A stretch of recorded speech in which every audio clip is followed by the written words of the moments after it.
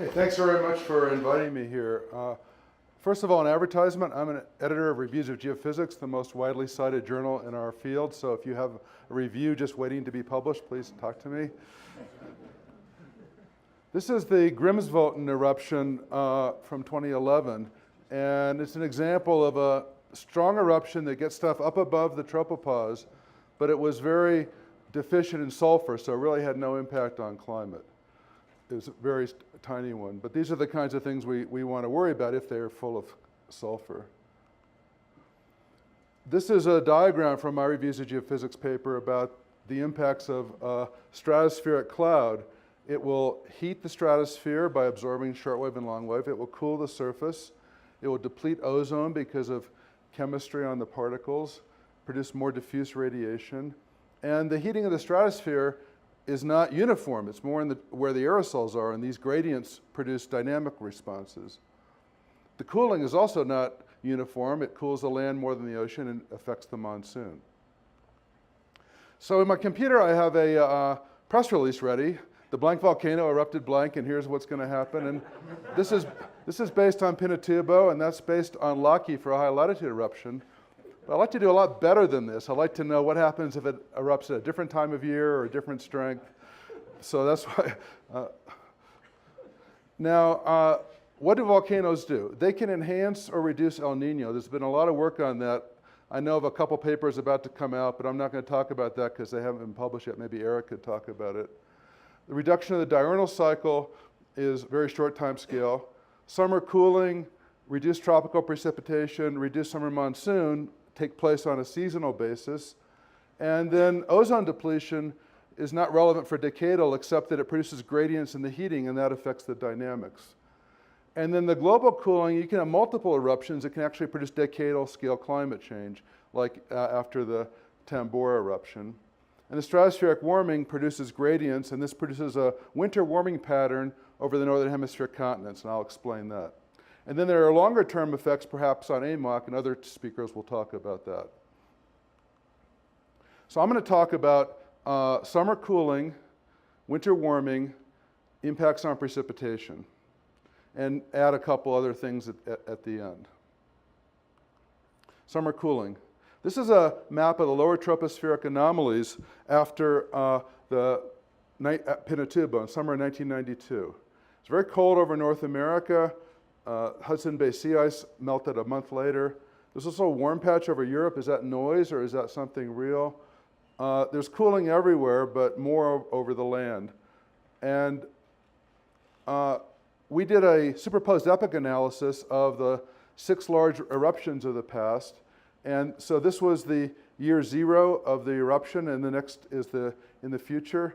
And you can see that there's significant cooling that follows the sun for 2 years. So in the summer in the northern hemisphere, the winter and the summer, and a little bit of patch here, although there's not much land there. So this cooling is predominantly in the northern hemisphere because there's more land there to respond. This is the Tambora volcano, false color image that erupted in 1815. And there was another one in 1809 that we see in the ice cores that we don't know what it was, but together they produced this decadal climate change. So if there's a couple large eruptions together, that can be important for the global climate. It produced a year without a summer and a lot of consequences around the world. All right, what about winter warming? This is a graph of the lower stratospheric temperature for 20 years from 1979 to 2000. There's 2 obvious warm events here, El Chichon and Pinatubo. Pinatubo is about twice as large as El Chichon. The lower stratosphere, channel 4 from the MSU data. If you look at the surface temperature anomalies that next winter, 91, 92, it was really warm over North America. It was really warm over Northern Europe and Asia. It was cold over the Middle East, cold over Greenland. And there was a small El Nino.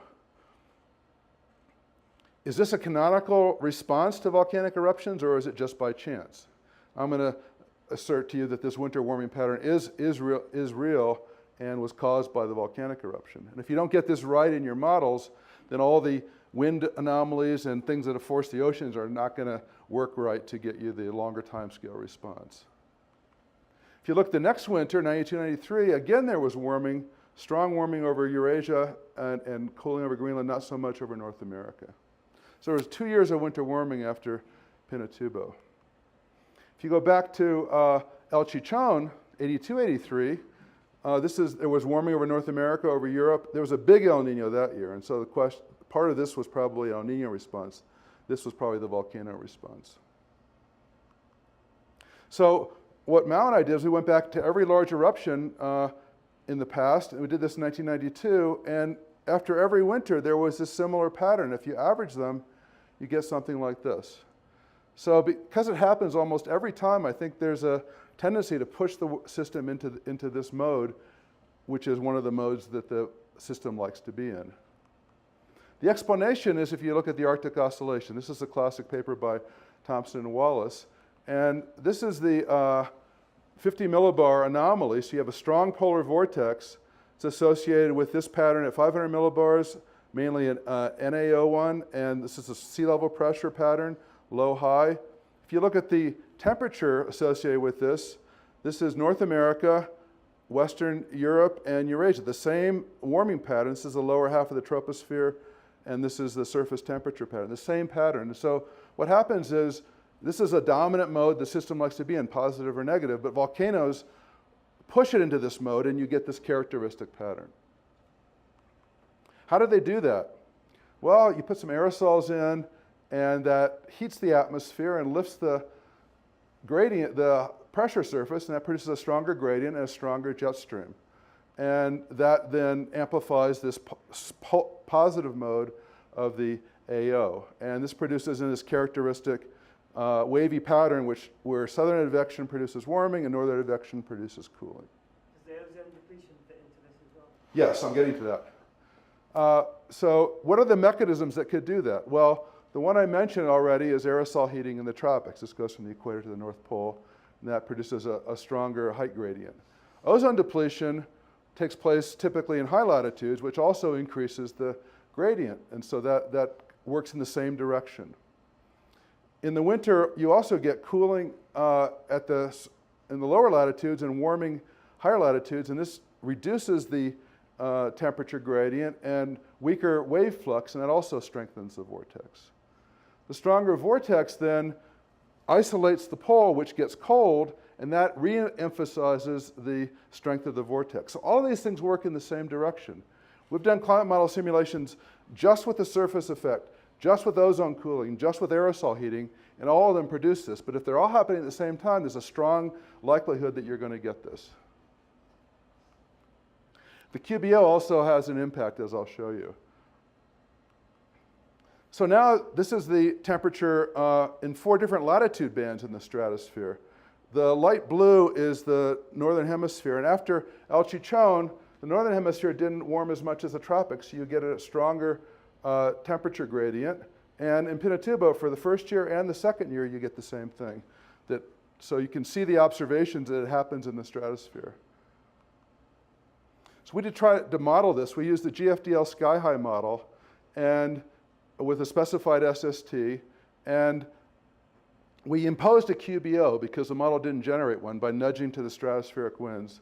This was published 10 years ago. We did 24 ensemble members for each, and we claimed at the time this was the most ensemble members that had ever been used to do a study like this. It's still a question, how many do you need? Because the circulation in the winter is quite noisy.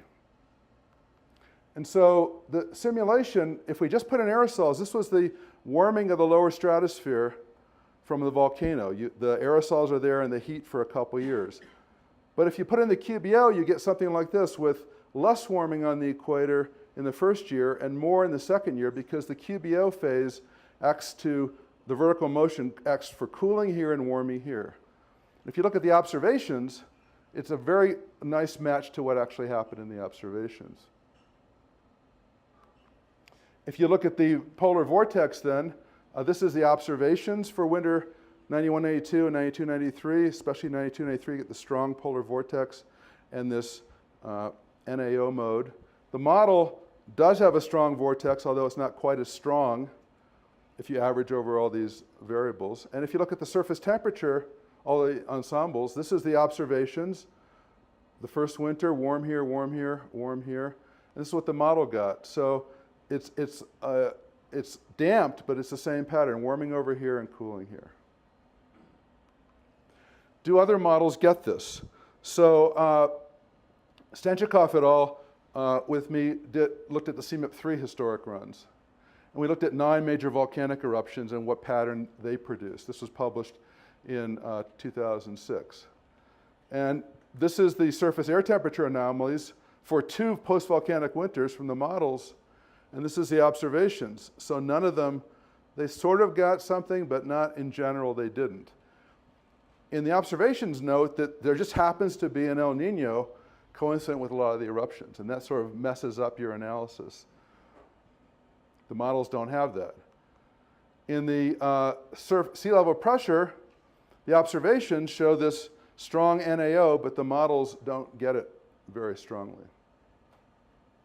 But this is average for 2 winters, and we probably made a mistake. We probably should have averaged just for 1 winter, because except for Pinatubo, second winter, you wouldn't expect to have this pattern. More recently, Driscoll did the same thing. He repeated the thing for the CMIP5 runs. And first he checked to see, do the models have a AO? Do they have an NAO? So this is the dominant mode of sea level pressure variation. And this one on the bottom right is the observations, the NAO, but all the models have it. So they do vary. They do have the potential to respond this way because they do simulate this dominant mode of interannual variability of the winter circulation. But when you look at what they do, this is the average of the models of the observations for sea level pressure, and this is the models. And Simon changed the scale by a factor of 10. So this is 2.5 millibars. This is 0.25 millibars. So there's almost nothing there. And the sea level pressure, again, this is the observations. On the right is the models. They don't get it. So this is a question. Is it bad models or is it bad forcing? Why don't they get it? Or both. Or both. So I think the analysis should be redone looking only at the first northern hemisphere winter, so you don't get a lot of additional noise. But the models have a good NAO, but they don't have a QBO in general, at least, and the phase isn't right. They don't have the correct ENSO phasing for initial conditions. They don't have ozone depletion. They don't have the detailed aerosol microphysics or the transport response to the dynamics. So I think if you do all this right, you'll have a much better chance of getting it. This is the forcing that Sato provides for volcanic eruptions that all the models, some of the models are using. And going back into the 1900s, they didn't even know what the latitudinal distribution would be. Starting here, this is Krakatau. It looks, they have a latitudinal distribution. Here, it's just either one hemisphere or the other. Starting in 1960, the representation is a little bit better.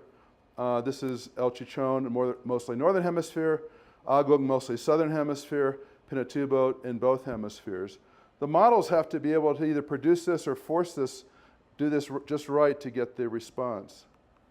Now, this is what happened after Pinatubo. This is the aerosol optical depth from satellites, and all of a sudden you have an eruption, and it covers the tropics, and then at the end of the winter it goes to higher latitudes. So the Saharan dust, of course, is this big signal here. You can see that even in 1992, there's none of the dark blue.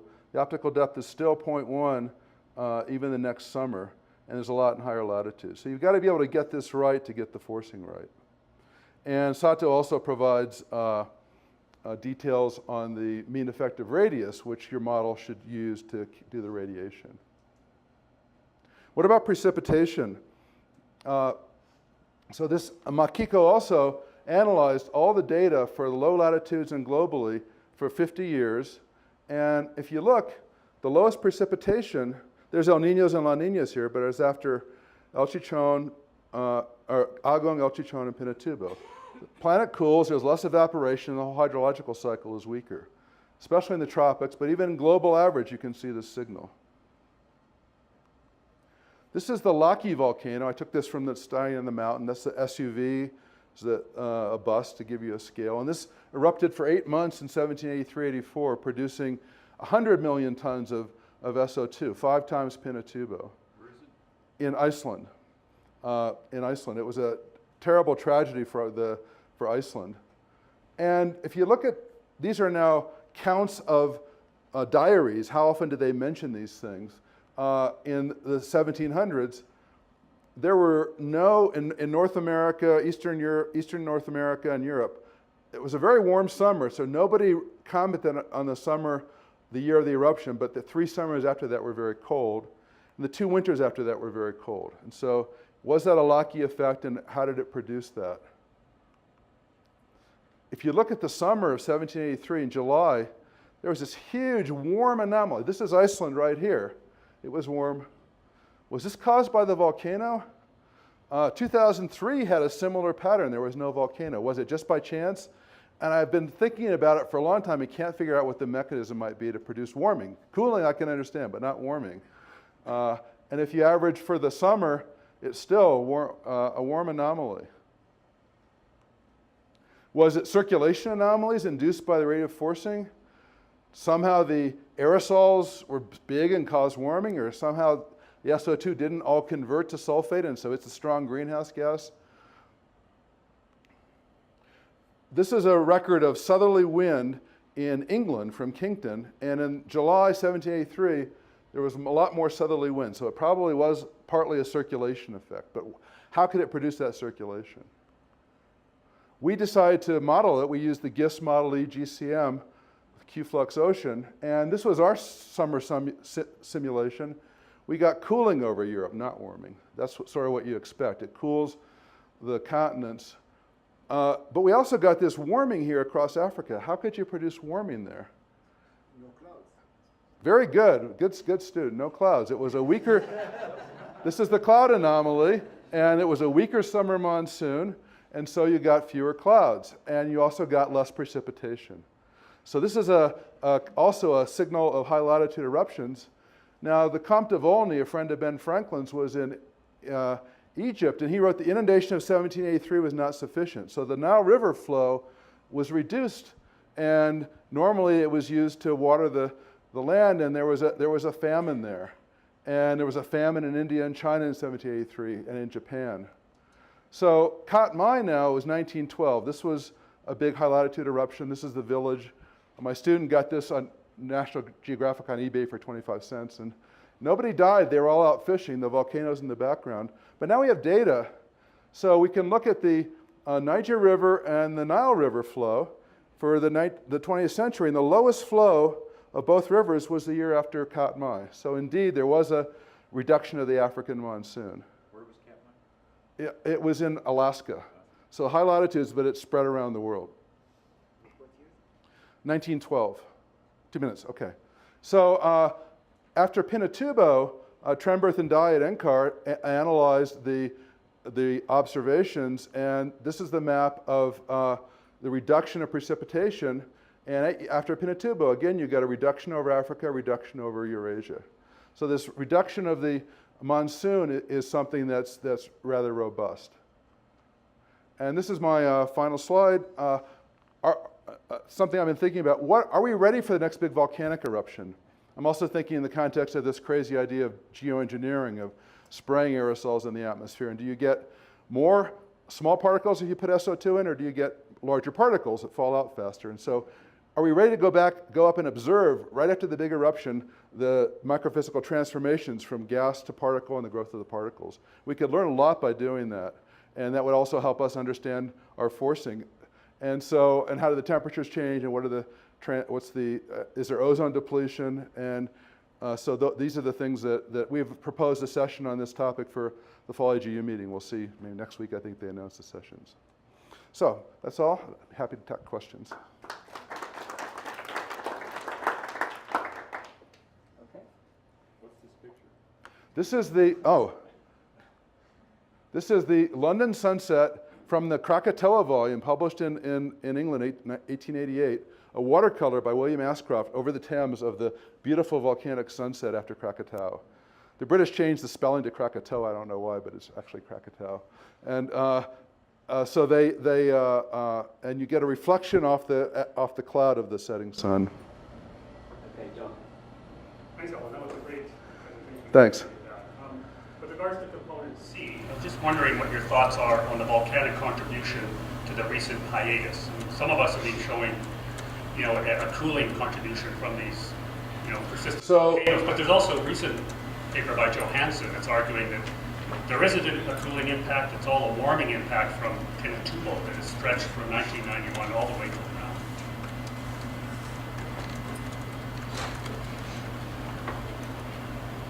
This is Sato's data, and this is Grmsvtn, the one I showed you.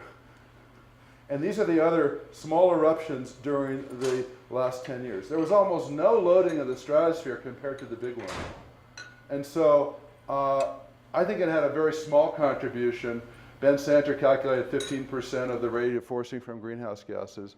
So I think it might be a lot of little things, and this was one of the little things. Do you think it's plausible that Pinatubo, the recovery from Pinatubo has made a warming contribution during the hiatus? It strikes me as pretty implausible, but... No.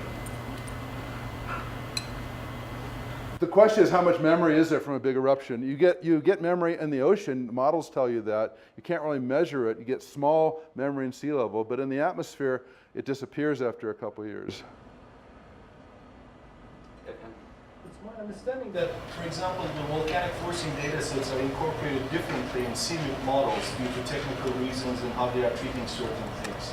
Do we know the impacts of those different treatments, technical differences, how they translate into model response? Well, that's a very good point, and with VolMIP, we're going to be looking into that. Maybe, but some of them can't do the microphysics, so they just want you to tell them what the optical depth is. Some of them don't even have stratospheric reaction to that. I was talking at lunch yesterday. Apparently the Hadley Center, they just fill the whole stratosphere with aerosols from the tropopause up to 50 kilometers and don't worry about the vertical distribution. And so I think it's very important. If you do it right, you'll get a much more accurate response. Did you want to say something, Claudia? Yeah, I just want to add there is, for instance, for the recent decades, we have, of course, the satellite data.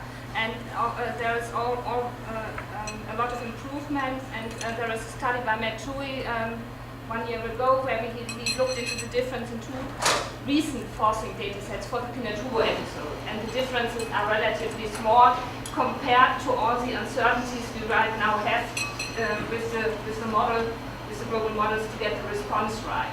So I think this is the first crucial thing. And in the second phase, then one can think about the reinforcing structure. But of course, there's a lot to do, and in particular, before you go back into time. And with respect to component C, as I understand, you do these simulations starting on November 1st, and you're going to do Pinatubo in the following year. You'll start November 1st, 1990. So there was an El Nino during Pinatubo. Gene Rasmussen was with me at University of Maryland. He came running down the hall the week before Pinatubo, and El Nino's coming, El Nino's coming. He was real excited. So if your models can generate that El Nino 6 months later after you initialize the models, just before Pinatubo, then you'll have a pretty good response. But if it doesn't, then you're going to be erupting the volcano into a different situation than the real world had. So that's something else to keep in mind. So I was curious about this Nicola Mayer et al. Paper, and Matt England's a co-author on it, where she did this multi-model, multi-ensemble, multi-volcano average, and showed in the models composite the biggest response to the tropical precipitation was the third winter after the eruption.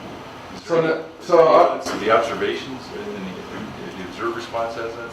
So this is a paper by Nicola Mayer who presented it at AMS in January. I guess it's in GEO. I guess it's not been accepted yet. So I don't know how many of you know about it, but she looked at all the models and she found an El Nino-like response in the year after the large eruptions, and then a La Nina-like 2 years later. And the question is how you define El Nino. If the whole world is cooling, then how warm does it have to be? Does it have to be warmer than before the eruption or warmer than the surrounding? And so there's a big question of how you define an El Nino. But she also looked at sea surface heights and at winds, and she got a clear El Nino-like signal and a La Nina signal. The problem is there was an El Nino at the same time as El Chichon, a big one, a moderate one at the same time as Pinatubo, a moderate one at the same time as Agong. Just by chance, El Niños produce volcanic eruptions. I don't know what it is, but the system's so noisy, we have so few cases that we don't, it's not clear that you can see a La Nina response a couple years after volcanoes from the data. So we don't know if the models are doing the right thing. The models are doing lots of things, and so there's other things other than that cause climate change. So I imagine that signal is probably in there. I mean, Nicola's results are from the models. Right. That's what There's no reason to think that that's wrong, but we don't have good enough observations and enough cases to really test it. And we'd like to have a big eruption without an El Nino. We're going to do those in models involvement, but the real world doesn't have that for us.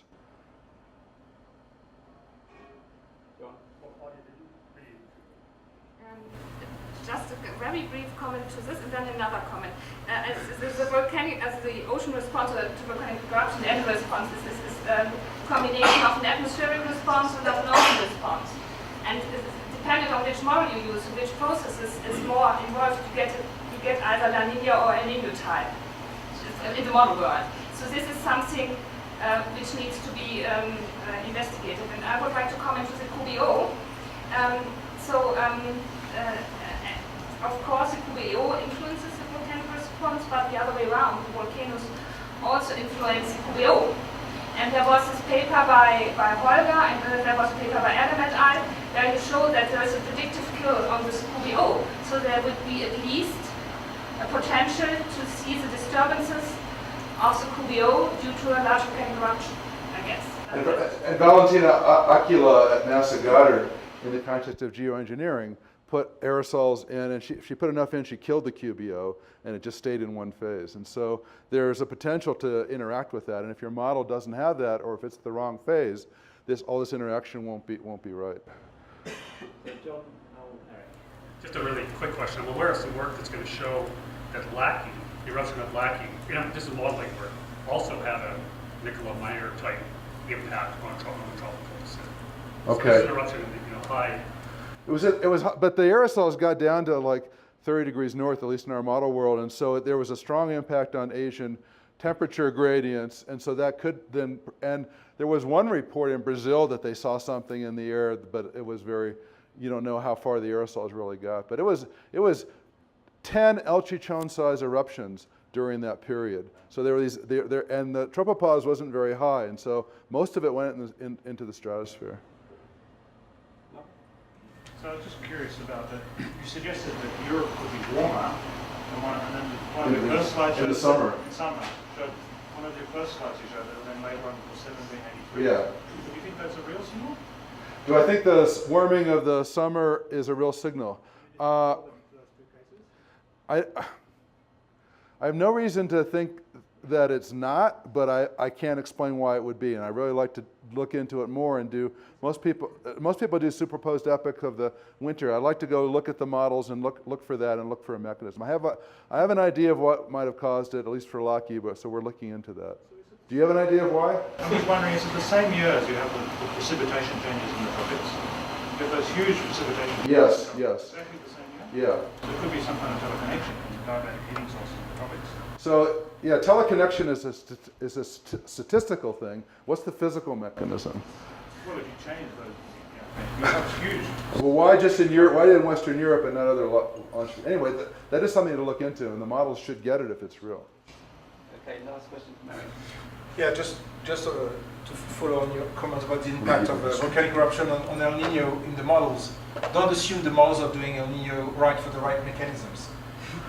So if you have diversity of response in the models, might not just show some real diversity. It might come from the poor modeling of ENSO in the models. Yeah, yeah. So you have to be really careful. But this isn't an ENSO phenomenon. This has an ENSO-like, But response.